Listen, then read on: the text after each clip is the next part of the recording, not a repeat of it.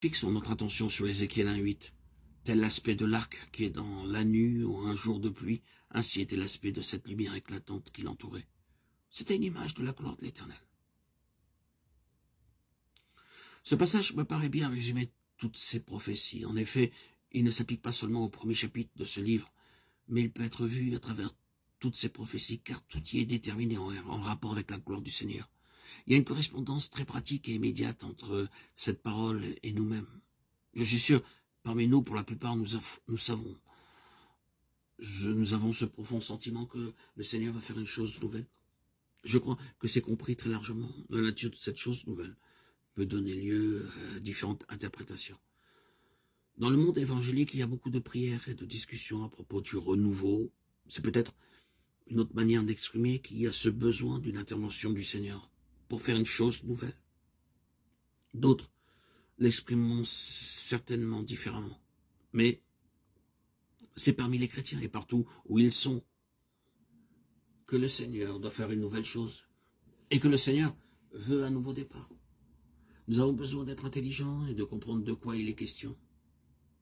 Le Seigneur a ses manières de faire et ses moyens pour agir. Et nous devons les connaître si nous voulons être en harmonie avec le Seigneur dans tout mouvement qu'il se propose de réaliser. Quand Dieu intervient pour aller plus loin dans le sens de son divin dessein, il fait précéder ce mouvement en introduisant premièrement un instrument, et par cet instrument, il donne à son peuple une nouvelle compréhension de sa gloire. C'est une déclaration qui demandera à être vérifiée et confirmée. Mais la finalité de Dieu, en toute chose, c'est la gloire. Ne faites pas d'erreur dans ce domaine. Si vous voulez savoir en chaque chose ce que Dieu recherche et vers quoi il tend, cela englobe d'innombrables détails dans tous les domaines, que ce soit dans la vie personnelle ou la vie corporative, même par rapport aux nations qui nous entourent. La réponse, c'est que la finalité de ce que Dieu veut, c'est la gloire.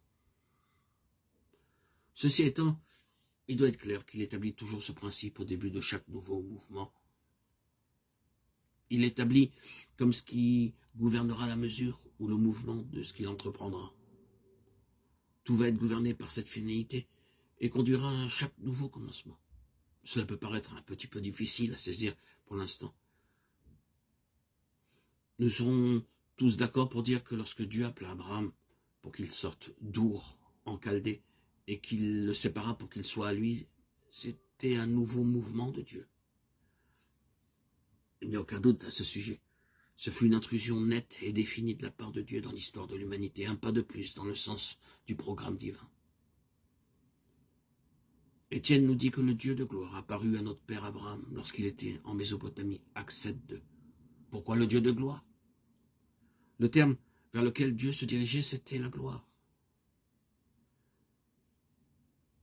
Sa propre gloire dans un peuple pour qu'elle soit manifestée parmi les nations. Il apparaissait donc à Abraham comme le Dieu de gloire. Il faisait de la gloire le principe, la loi, la base de toute sa démarche, en l'établissant comme la règle pour progresser par la suite.